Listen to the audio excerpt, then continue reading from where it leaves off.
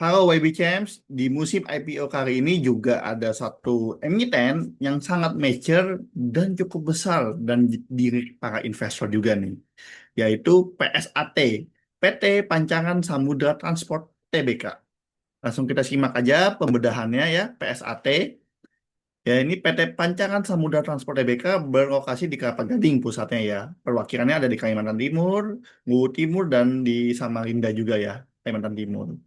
Ya, kegiatan di angkutan laut ya dalam negeri untuk barang khusus seperti batu bara, nikel, pupuk, angkutan laut dalam negeri ya, batu sprit, steel plate, serta perusahaan holding. Nah, tanggal efektifnya 30 Juni, offeringnya 2 sampai 4 Juli, tanggal penyerahan 4 Juli, listingnya targetnya di 8 Juli. Jadi akan cukup ramai ya berbarengan dengan IPO-IPO beberapa seperti CDIA dan BLOG. Nah, kode tikernya PSAT ini berencana menawarkan 220 juta lembar saham atau 15% dari modalnya. Nilai nominal 800 perak, cukup besar. Harga penawarannya 850 sampai 900 rupiah. Kesannya agak lebih mahal dibanding yang lain ya. Nilai IPO-nya sebanyak 200 miliar juga. Tadi kegiatan usaha udah kita bahas ya, pengangkutan di batu bara, nikel di angkutan laut ya. Papan bukan papan pengembangan soal ini, papan utama ini. Sektor transportasi dan logistik dengan kode underwriter nanti adalah LG, Trimega Sekuritas. Ada juga ESA ya, sekitar 555 ribu lembar atau 0,249%.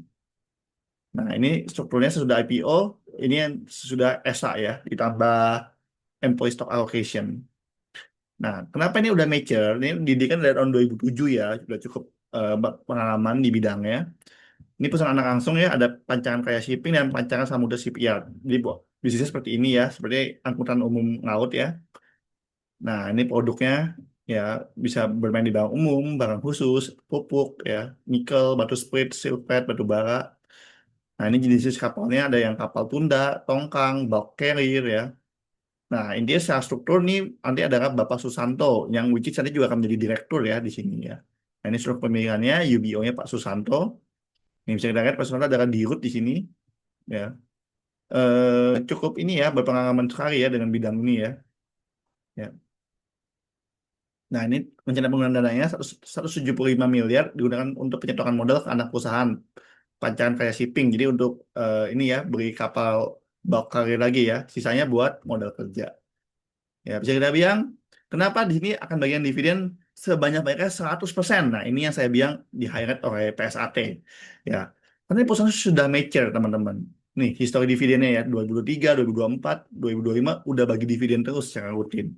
Jadi ini perusahaan IPO yang menurut saya lebih ke arah legacy ya dibandingkan untuk pengumpulan dana ya.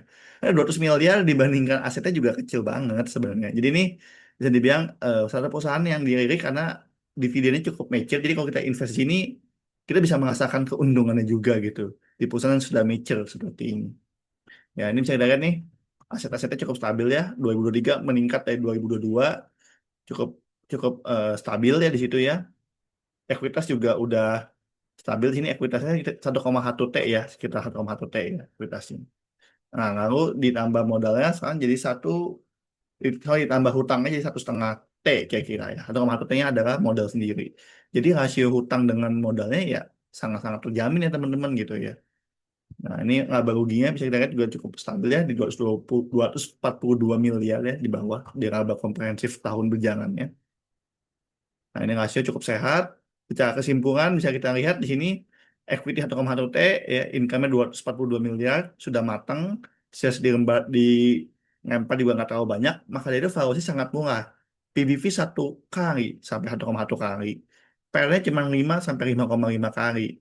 Maka cap 1,2 T. Jadi saya bilang nih pada saat ini sangat banget dilirik karena secara valuasi murah ya teman-teman. Perusahaan sudah cukup mature dengan bagi dividen rencana bisa up to 100% gitu ya. Nah, ini prospektus depannya. Jangan lupa pesannya lewat YB Sekuritas, teman-teman. Di masa offering, paling lambat jam 6 pagi, uangnya harus sudah ready, biar bisa didebet untuk disubmit ke IPO.